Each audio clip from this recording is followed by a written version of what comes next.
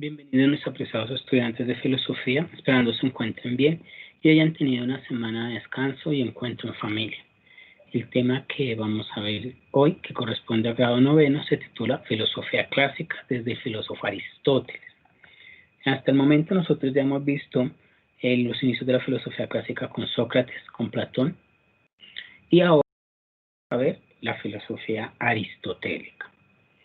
Cuando nosotros hablamos ya de filosofía aristotélica, nos damos cuenta que es el tercer filósofo, digamos, que le da fuerza a este movimiento. Y vamos a hablar de Aristóteles de Atenas. Aristóteles nació en Estágira, colonia griega de Calcidia, en el año 384 a.C., hijo de Nicómaco, médico del rey de Macedonia, Amintas III, que fue el abuelo de Alejandro Magno. Su madre, Festis, era originaria de Calces. Para hablar de Aristóteles vamos a comentar un poco sobre la teoría del conocimiento. Al hablar nosotros de la teoría del conocimiento, entendemos que toda teoría del conocimiento primero se conoce y luego se entiende, puesto que uno solo puede entender lo que conoce. Ojo, esto es para Aristóteles, pero aquí vamos a hacer como contrarrestar un poco con el pensamiento de Platón. Recordemos que Aristóteles era discípulo de Platón, porque para Platón el conocimiento se produce antes de nacer a través de las ideas. En cambio, para Aristóteles el conocimiento solo es posible después del nacimiento, a través de la experiencia sensible. ¿Qué quiere decir? El mundo es conocido a través de la experiencia para poder ser entendido a través de la razón. Y la razón nos muestra que este mundo de la naturaleza es el mundo de la inmanencia, lo que quiere decir el mundo del aquí y del ahora. Por lo tanto, cuando nosotros hablamos de esa experiencia, de lo que nosotros podemos ver, allí vamos a hacer alusión a los 5 sentidos, teniendo en cuenta lo que dice Aristóteles. Todo lo que se puede experimentar por el oído, por el gusto, por el olfato, por el tacto y por la vista. Todo lo que yo puedo experimentar a través de los 5 sentidos lo puedo conocer, ya que yo después de que conozca lo puedo razonar. Entonces allí cuando yo empiezo a razonar, empiezo a hacer esa distinción. Si hablamos de la vista, estamos hablando de cómo yo distingo un color de otro, cómo yo distingo un olfato, un olor de otro olor. Es decir, como yo hago algo que es agradable, algo perfumado con algo desagradable, algo podrido. Y con el gusto, si es ácido, si es dulce, con el tacto, si es carrasposo o si es suave, y del oído, cuando estamos hablando de altos volúmenes, bajos volúmenes, una melodía agradable, una melodía desagradable. Es allí donde nosotros hacemos uso de los 5 sentidos. ¿Por qué? Porque todo lo que está en nuestro mundo ha sido comprendido por los sentidos y ha sido creado a través de los mismos. Esta experiencia, como nos dice acá, esa experiencia debe ser entendida inmanentemente, es decir, del ya y el ahora. ¿Por qué del ya y el ahora? Porque el pasado no existe, el futuro tampoco, pero aún así, teniendo en cuenta que las cosas tienden a cambiar, tienden a transformarse. Entonces, ese razonamiento que se da de una experiencia es en ese momento que se tuvo, porque probablemente el día siguiente o más adelante usted pueda tener una experiencia similar con el mismo suceso, con el mismo acontecimiento, con las mismas cosas, pero no va a ser igual. Entonces, por eso es inmanente. Dentro de la filosofía aristotélica también vamos a tratar un poco lo que es la ética aristotélica. Recordemos que Aristóteles es uno de los grandes impulsores de la ética. Ética viene del griego ethos, madriguera. Significa que con sus propios actos el hombre construye su madriguera. A esta madriguera se le llama personalidad.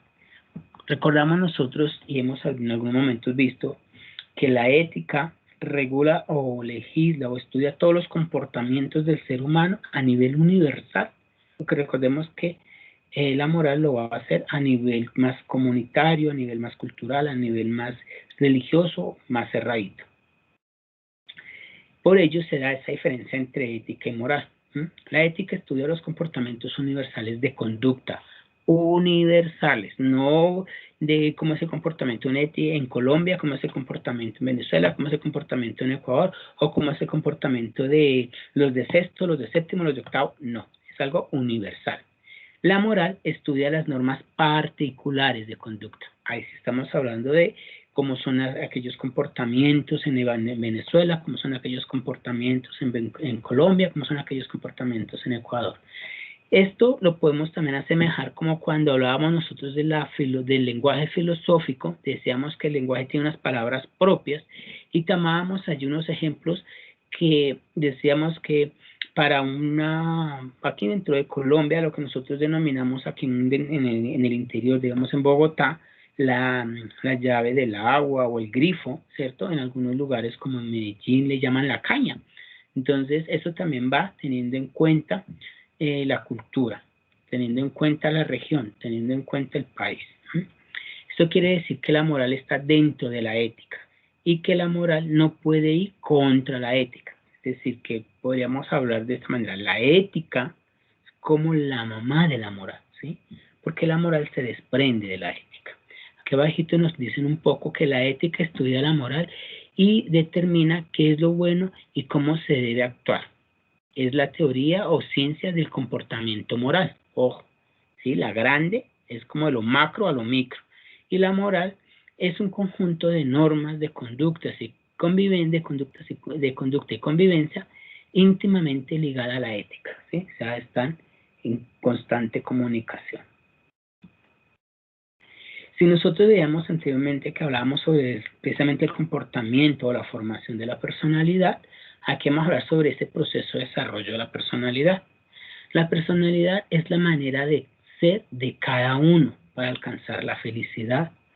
Luego, todos los hombres tienen por vocación ser felices. Nosotros ya hemos hablado cuando tocamos un poco lo que era la filosofía presocrática, cuando estamos hablando también sobre las escuelas helenísticas, y hablábamos de que el hombre busca siempre el fin. El fin del hombre es buscar la felicidad, y ese fin se hace a través precisamente de sus propios comportamientos.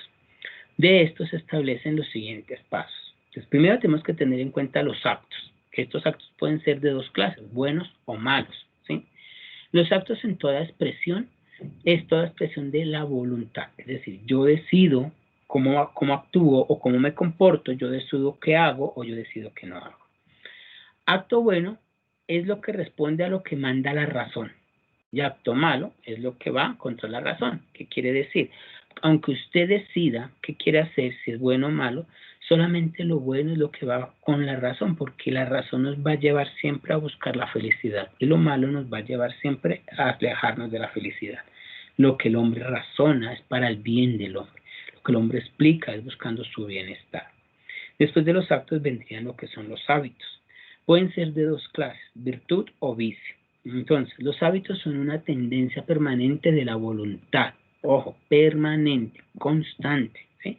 Que impulsa siempre a repetir los mismos actos. Entonces, el hábito se va convirtiendo en algo poco a poco. A veces dicen, no, usted va haciendo una cosa durante unos días y se le va convirtiendo en hábito. Entonces, la cuestión es, ¿se nace o se hace? Y por la repetición de los mismos actos. Entonces, si nosotros vamos a mirar cuando estamos nosotros evaluando nuestra manera de ser, ¿nacemos así o nos vamos formando así? Entonces, ahí es donde nosotros vamos a mirar cómo esos actos se van convirtiendo en esos hábitos y cómo esos hábitos hacen parte de nuestra personalidad. La virtud es todo hábito bueno, es decir, que responde a lo que manda la razón. Y el vicio es todo hábito malo, es decir, que va en contra de lo que manda la razón. Entonces, si nos damos cuenta acá, cuando hablamos de que los hábitos son de dos clases, la virtud o el vicio, entonces la virtud lo podemos relacionar como los actos buenos y el vicio lo vamos a relacionar como los actos malos. Entonces, si nos damos cuenta, ese ya se convierte en hábito, una repetición de acciones, de actos. Y esos actos pueden ser virtuosos, porque nos llevan para el bien, o pueden ser un vicio que nos llevan para el mal. También tenemos que mirar el carácter. Cuando nosotros partimos de actos, hábitos, de virtudes, de vicios, entonces allí nos vamos a mirar ese carácter que se nos va formando, que también puede ser de dos clases, virtuosos o viciosos. Representa la estructuración misma de la personalidad, que se hace a partir de la repetición de hábitos. Los hábitos se pueden cambiar, el carácter es inmodificable una vez que se ha estructurado. Ojo, mire, el carácter, ¿sí? Cuando hablamos de que es inmodificable, estamos hablando de la esencia del carácter, no de la forma del carácter, porque la forma del carácter son esos hábitos que sí se pueden cambiar y que pueden ser tanto virtuosos como viciosos. El carácter virtuoso es todo carácter que corresponde a la personalidad que ha sido capaz de alcanzar la felicidad de acuerdo a lo que manda la razón. ¿Y qué manda la razón? Vivir bien, estar bien, no hacerle mal a nadie, no obrar mal. Eso es lo que nos envía a nosotros la felicidad. Aquellas personas que sienten felicidad con el mal ajeno o que se alegran con el mal ajeno, eso no puede ser una virtud, es un vicio, porque no te va a llevar a nada bueno. Dentro de esas, digamos nosotros, dentro de esa razón que nos va llevando, tenemos que nosotros comprender que nuestro carácter se va formando poco a poco.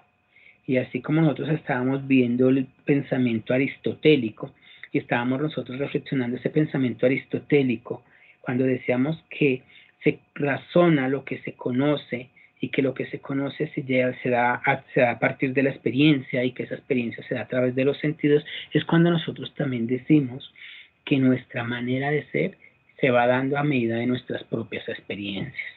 Por eso nuestro entorno debe también ser un entorno que favorezca a nuestro crecimiento. A veces se nos habla de que somos malcriados, de que no somos malcriados, de que qué carácter tan fuerte, qué carácter tan malo, pero nosotros somos conscientes que la esencia del carácter es propia, pero podemos modificar esos actos.